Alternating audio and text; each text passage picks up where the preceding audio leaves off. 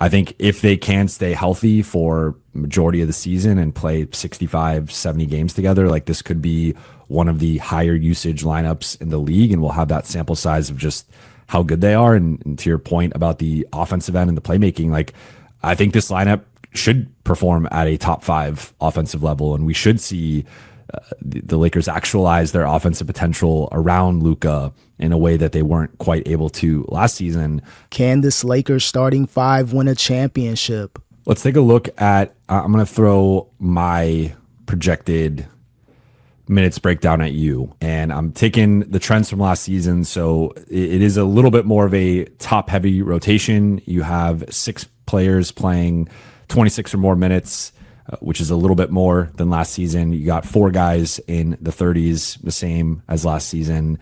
So I have it Ayton at 30 minutes, LeBron at 33, Marcus Smart at 26, Austin at 34, Luka at 35, Rui at 28, Jake LaRavia at 20, Gabe and Vando each at 13, and then Jackson Hayes at 8.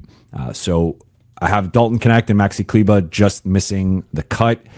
DK, it's more so just they need a big in theory, right? And they're probably going to be playing less centerless basketball this year with Ayton, and now having a couple of healthy backup centers in Jackson Hayes and Maxi Kleba. I think Kleba's the other guy who there have been some murmurs about the Lakers being interested in what he looks like as a potential 3-and-D stretch big, and maybe he wins the backup job. He is making almost 3 times as much as Jackson Hayes financially, and sometimes that stuff factors into rotation battles, and does have the history with Luka as a 4 and a 5 next to him on a team that both made the conference finals and finals. So yeah, could this be a potential starting 5 that could get the Lakers a championship this season? Maybe so. It all depends on the full rotational pieces. We still got moves to make. If you're the Lakers, February is the trade deadline, so some moves can be made. But if you got Luka, Reeves, Smart, LeBron, and Ayton, I think that's the best you can do with this current version of the Lakers lineup. Is that lineup enough to win a championship? Most likely not. Again, the main thing with the Lakers, you got to play up to who you are. You can't play like the Warriors. You can't play like the Rockets or the OKC Thunder. The Lakers are going to have to monetize what they do best. Will it be on the defensive end? Will it be slashing to the basket if you're LeBron, or still a big body at 40, 41 years old? He can still do some things. Luka, of course, new and improved body. Will he lose his strength? Will he still be able to bully the smaller point guards like a Trae Young, those smaller guards that can't really compete with Luka? But by him losing that weight, can he still be dominant in other ways? But I think this Lakers lineup should be good enough to at least fight their way into the playoffs, 7th seed, 8th seed, but to win a championship, I don't think this is going to be enough. What do you think of my allotment here, and is it similar to yours? Like, where are the holes in it? What do you disagree with? Yeah, mine is pretty close, and I see a couple guys where we are close to each other, and I think others may be upset about it. I am in a similar spot with Vando. I have him at 12 minutes per game. I have LeBron at a similar spot I had him at 32. I did that just because I don't have anyone with an odd number, but 32, 33 was kind of the range for him with me. He's been going down with his minutes per game 3 seasons in a row. And my positioning this year is, I don't know, it's kind of like if you're losing a war, you either need to sacrifice like resources or weapons or land. And for him, I am choosing between, do we get similar level of play on fewer minutes or same minutes on maybe worse play? And I'd rather sacrifice maybe a couple minutes, have him try to be the best he can be while he's out there, and then hopefully fewer minutes helps conserve him for the playoffs. The biggest differences that I have from yours are, I don't have LaRavia at the 20 that you've got. I've got him down at 12, whereas I have Gabe and Smart higher. And Smart is one that I really oscillated on because he very consistently played 30 minutes a game like every season of his career up until the past couple since he's left Boston, where he's been playing 20 minutes a game. I had him at 30, but if he's not healthy or he can't play that amount of minutes anymore, that's where I think the team has a tricky situation. And that's where I have Gabe playing 18. He's played 21 in his career. He played 21 last year. He's played 21 in his 2 seasons in LA. but I have between him and Smart giving me 48 minutes of point of attack defense. Yeah, Gabe Vincent definitely has to get back to his old ways, like how he was in Miami. He was dominant as far as him being a unnamed point guard at the time and really made his name in Miami, those playoff runs versus Boston, and then going to the NBA Finals in 2023 versus the Nuggets. If you can get the Miami Heat version of Gabe Vincent, I think that's going to give the Lakers a lot of fighting power off the bench. When Luka goes to the bench, who's going to be able to fill in and at least be able to kind of keep the Lakers afloat, being able to run the offense to some capabilities? I think you're going to have that with Gabe Vincent and Marcus Smart getting about 20-plus minutes per night. Him being in the starting lineup could depend on how much minutes he's going to play throughout the whole game. But the Lakers, they got something. And you can't forget about the sleeper, Bronny James. He's supposed to be a rotational player. Will he get 10 to 15 minutes per night? Is he good enough to compete against the second units of these NBA teams? Who knows? Bronny James could have a breakout second season. My question for you is, you only have 39 minutes per game between those two guys. What are you going to do for the other 20% of the minutes each game where you don't have what I would consider a good point of attack defender on the court? And how does Jake LaRavia kind of fit in from a defensive role standpoint for you? I went through a couple of variations of this. I actually had Smart a little bit lower. I had him at 24, then I bumped him up to 26. I think part of my thinking with that is some sort of load management is such a it's such a pejorative that I hesitate to use it, but some sort of just being cautious with his minutes. And I think if there are nights you can rest him a little bit more or reduce his minutes just because of the wear and tear the last couple of years and just wanting to get him to the finish line of the playoffs. And can he play 65, 70 games after only playing 54 the past couple of years? So I think with him, it was just being a little bit more conservative with the workload and just knowing his style of play. I think you're going to see him play his ass off for somewhere in that mid to high 20s minutes a night, and so maybe I'm a little bit too low on that. With Gabe, I went back and forth with Gabe and LaRavia. I just felt like I don't know. I think Gabe. I think LaRavia is better than Gabe, and I don't know if that's a controversial take or not.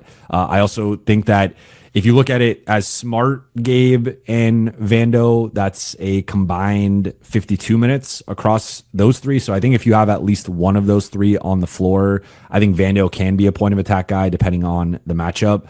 So as long as you have one of those three, I think you can kind of get away with it.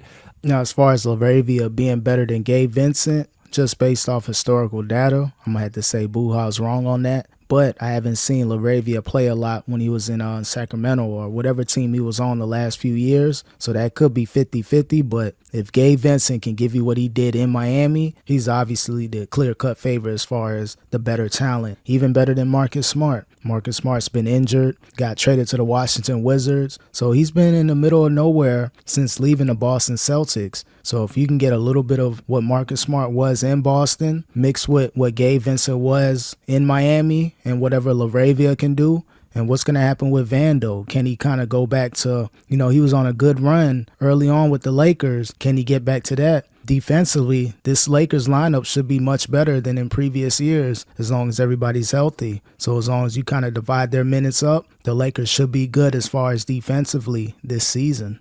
But yeah, I think people aren't going to love the Vando number. I just don't. Again, last year, 14 minutes a night and was not really featured in the small ball looks as much as you would have expected, as you pointed out. Gabe, maybe it's a little too low and he should be closer to, I think I originally had him at 18 and I kept dropping him the more I went through it. And it's just tough. I could also see that Jackson number go a little bit lower and maybe they just play more of a 9-man rotation. But I do think LaRavia is I would say I think he's going to play more than 12 minutes a night. I think he'll at least be in that 15 to 18 minute a night, and maybe the 20 is a little bit too high. But I also think if you're looking at LaRavia versus Rui versus Vando versus even Smart, depending on how Smart performs, I think you can make a case that LaRavia has the highest floor on both sides of the ball compared to those other three guys. Like, not saying by any means he's the best player, but I do think there are obviously some major questions with Vando and Smart offensively, and then Rui comes with some questions defensively. I think Laravia can be close to average, at least on both sides of the ball, which to me gives him some utility where he can function in different ways in lineups. But yeah, definitely question marks for Marcus Smart and Vando, especially on offense. Marcus Smart, he's known for chucking up a lot of threes, a lot of criticism and backlash when he was on Boston during their early playoff runs. So as long as he doesn't chuck up a bunch of miscellaneous threes randomly, I think he'd be good and have a chance to stay on the court. Vando is always going to be a liability on offense. So maybe as far as those two players, Laravia should be better overall, lengthy defender. Hopefully he can make the three ball, 3-and-D type of,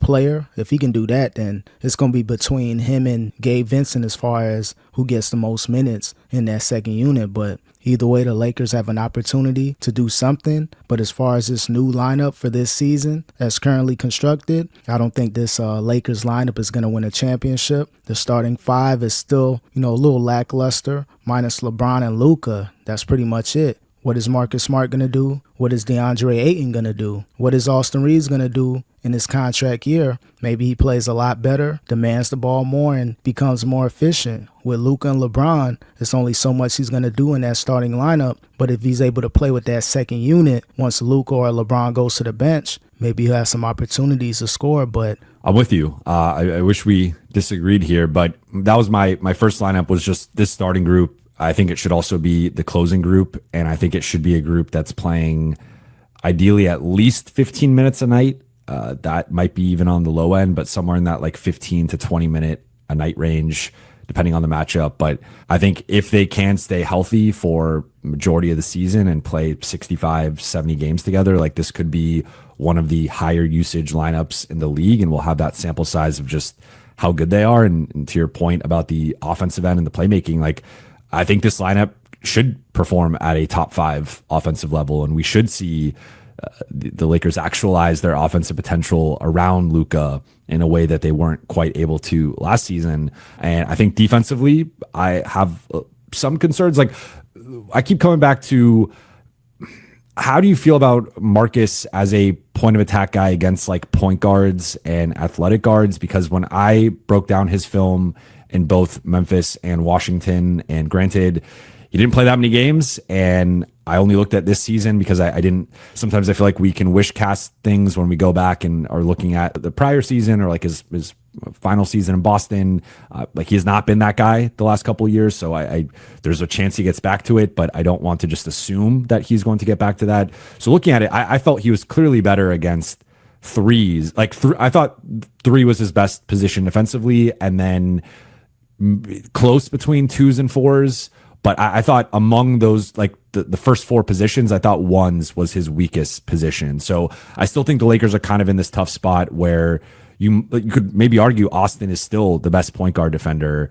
And I think it can work in the regular season, but I still think there's a defensive limitation there once you get to the playoffs. yeah, Marcus in the playoffs, probably a better option defensively than Austin Reeves as far as who is better. And as far as this potential lineup, yeah, it's definitely going to get the most run. And this is the best you can do if you're the Lakers. You don't really have anything else. You were able to get those players on a bargain, Marcus Smart and DeAndre Ayton. After losing Dorian Finney-Smith, Marcus Smart, it's a great affordable alternative. So I can see this lineup getting the most run. Maybe it gets tweaked here and there. But as far as your go-to lineup, something that may stick a little bit longer, I think you're going to have to go with this lineup of Luka Doncic, Austin Reeves, Marcus Smart, LeBron, and Ayton. That may be the Lakers' best bet to be competitive not only offensively, but defensively as well.